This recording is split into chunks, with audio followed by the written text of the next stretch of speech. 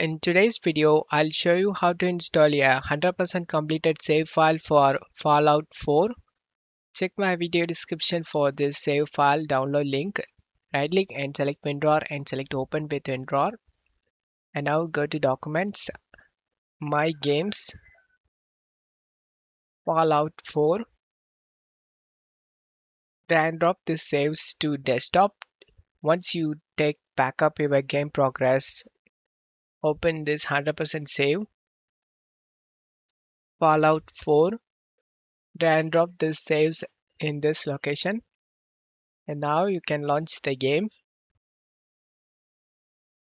Once you are in game, go to load and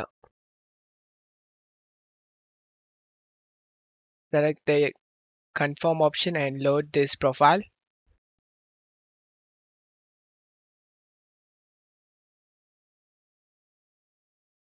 As you can see, we successfully loads the 100% save for Fallout 4. I hope this video helped you. If the video helped you, don't forget to leave a like and subscribe. Thank you.